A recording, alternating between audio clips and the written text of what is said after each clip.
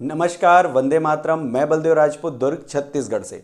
आज हम लोग बात करेंगे बीएससी फाइनल ईयर के जो यूनिट नंबर फिजिक्स के हैं, यूनिट नंबर 4th और 5th के बारे में। इससे पहले वाले वीडियो में मैंने BSc final year physics first paper के यूनिट नंबर 1st, 2nd और 3rd के इंपॉर्टेंट क्वेश्चंस के बारे में आपको बताया था। आप ये वीडियो देखने से पहले उस वीडियो को देख लें ताकि आपको ये वीडियो भी अच्छे से समझ में आए। आज हम देखेंगे बीएससी फाइनल ईयर के फिजिक्स के फर्स्ट पेपर के 4th और 5th यूनिट के बारे में। तो चलिए शुरू करते हैं आज का topic. BSc final year physics paper first का जो चौथा यूनिट है उसके अंतर्गत दो चैप्टर आते हैं। पहला आता है परमाणु वर्णक्रम, मतलब एटॉमिक स्पेक्ट्रा। अब इसके अंतर्गत जो सबसे अच्छा टॉपिक है वो है बोर परमाणु मॉडल, बोर मॉडल्स थ्योरी और इसके ड्रॉबैक, मतलब कमियां। दूसरा टॉपिक है ड्यूट्रॉन का वर्णक्रम, मतलब स्पेक्ट्रा ऑफ ड्यूट्रॉन। और जब आप स्पेक्ट्रा ऑफ ड्यूट्रॉन को जब पढ़ेंगे तो इसमें जो कमियां रहेंगी उनको फिल्टर करने के लिए जो नया रूल बना वो था सोमरफेल्ड एच अल्फा सूक्ष्म संरचना, मतलब micro structure of H alpha, जो कि सोमरफेल्ड ने दिया था। तो अगर मैं बात करूं तो फर्स्ट और सेकंड टॉपिक मिला के किसी एक क्वेश्चन के पूछे जाने की संभावना है। वहीं अगर दूसरे पार्ट की बात करूं तो एच अल्फा का जो माइक्रो स्ट्रक्चर है उसके अंतर्गत स्टर्न तथा गर्लक एक्सपेरिमेंट, अल्कलाई एटॉमिक स्पेक्ट्रा, मतलब क्षारीय धातु परमाणु वर्णक्रम और सोडियम डी रेखा, इन चारों में से किसी एक के पूछे जाने की संभावना है। याद रखिएगा, इस चैप्टर से बहुत कम क्वेश्चन आते हैं, बट जो सबसे ज्यादा बार पूछे जाते हैं वो है बोर का परमाणु मॉडल या ड्यूट्रॉन, इन दोनों में से कोई एक। और जो तीसरे के जो मैंने ABC 3 टॉपिक लिखे हुए हैं उनमें से किसी एक के पूछने की संभावना इस चैप्टर में सबसे ज्यादा होती है। इसके बाद आते हैं अगला चैप्टर जो कि है आणविक भौतिकी, मतलब एटॉमिक फिजिक्स जो है आपका वो है।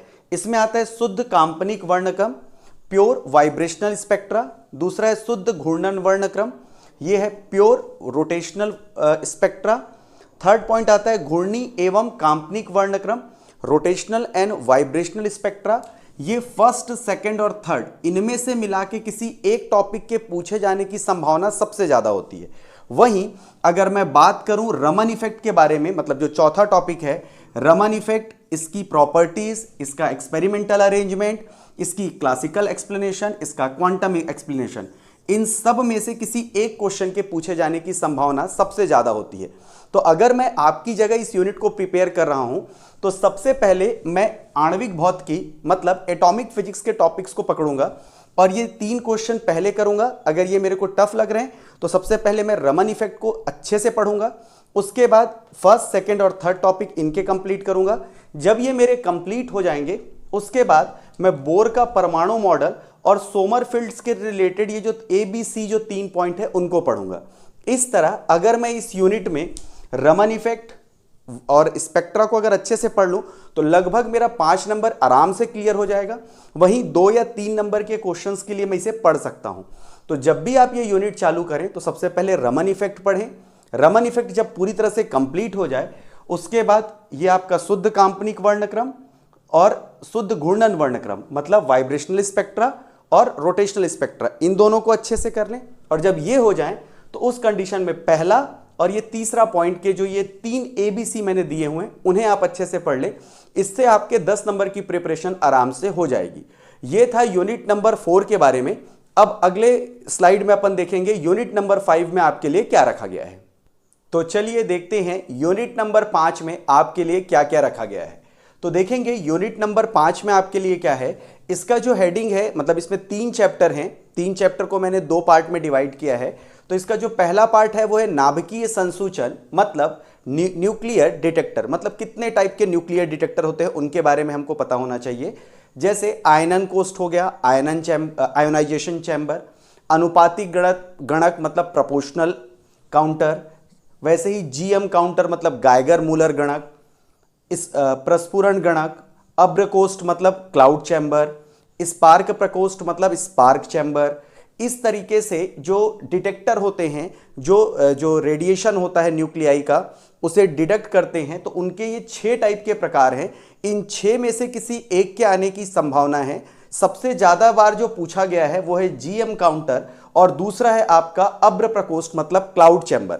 याद रखिएगा, अगर आप ये दोनों नहीं भी कर पाते हैं लेकिन अगर आप जीएम काउंटर को कर लेंगे तो आपको ये समझ में आ जाएगा कि इन दोनों को मिक्स करके जीएम काउंटर को बनाया गया है। वहीं अगर आप अब्र प्रकोष्ठ कर लेंगे मतलब क्लाउड चैम्बर कर लेंगे तो ये जो 2 गणक है वो लगभग आपके क्लियर हो जाते हैं। तो 6 हैं, 6 थ्योरी है। अगर आप डायग्राम को अच्छे से समझ जाएंगे तो एक्सप्लेनेशन आप खुद से लिख सकते हैं। इसके बाद अगले टॉपिक की तरफ आते हैं तो वो है नाभिक की संरचना और गुण, nature of nuclei and their properties, कि वो किस प्रकार की प्रॉपर्टी के होते हैं, उनमें कौन कौन से गुण पाए जाते हैं, उनके बारे में ये भी पूरा थ्योरी ही है। उसके बाद proton electron concept, proton neutron concept और डाइपोल मोमेंटम मतलब चतुर्ध्रुवी आघूर्ण। अगर मैं इन सारे टॉपिक की बात करूं तो टॉपिक नंबर 10 बस में डेरिवेशन है, बाकी सभी में आपको सिर्फ और सिर्फ थ्योरी मिलेगा। थ्योरी को याद करने का सबसे अच्छा तरीका यह है कि आप डायग्राम को अच्छे से समझें, डायग्राम में क्या क्या बताया गया है उसे अच्छे से समझें, ताकि जब आप इसे लिखें तो डायग्राम के बेसिस पे आप अच्छा खासा थ्योरी लिख के इस पे नंबर स्कोर कर सकते हैं। अब आते हैं इसी यूनिट के दूसरे पार्ट की तरफ, जिसे रेडियो एक्टिवता मतलब रेडियो एक्टिव जो टर्म रहते हैं उनके लिए बनाया गया है। तो इसमें आता है गाइगर नटल का नियम, गाइगर नटल रूल। इसमें रेडियो एक्टिव जो आपके एलिमेंट्स रहते हैं उनका बिहेवियर कैसा होता है उनके बारे में बताया गया है। वहीं अल्फा क्षय बीटा क्षय मतलब अल्फा डीके बीटा डीके के बारे में बताया गया है। इन तीनों में से किसी एक टॉपिक के पूछे जाने की संभावना सबसे ज्यादा होती है। इसके बाद अगर हम आगे बढ़ें तो नाभिकीय अभिक्रिया न्यूक्लियर रिएक्शन के बारे में कि उसमें कैसे गुण होते हैं, क्या क्या प्रॉपर्टीज होती है, ये भी पूरा थ्योरी ही है।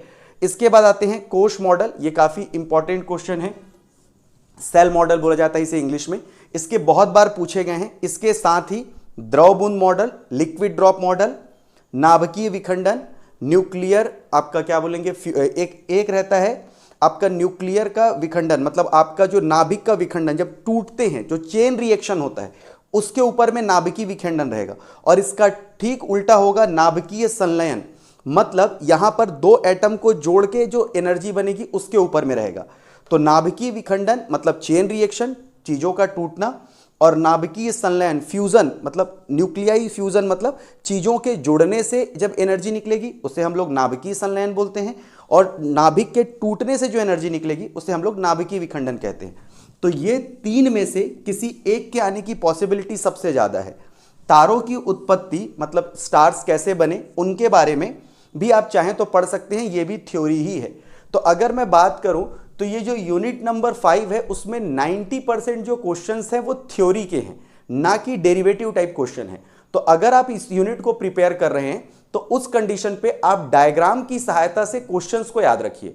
आप जितना ज्यादा डायग्राम को अच्छे से समझेंगे उतना ज्यादा आपको एक्सप्लेन करने में आसानी होगी, और आपको ये जो यूनिट है वो आपका फ्री में बन जाएगा। मतलब आपको ज्यादा एफर्ट नहीं लगाना इस यूनिट में, आपको सिंपली करना क्या है, जितने भी टॉपिक जितने भी आपको थ्योरीज दिए हुए हैं उनके डायग्राम को बना के देखिए, उस डायग्राम में कौन कौन से चीजें यूज की गई हैं उस डायग्राम को बनाने के लिए, और उस डायग्राम में जो रिएक्शन किस प्रकार से हुआ है उसे बस अगर आप एक्सप्लेन कर देंगे तो उस कंडीशन पे आराम से आपको थ्योरी में ज़्यादा मार्क्स मिल जाएंगे।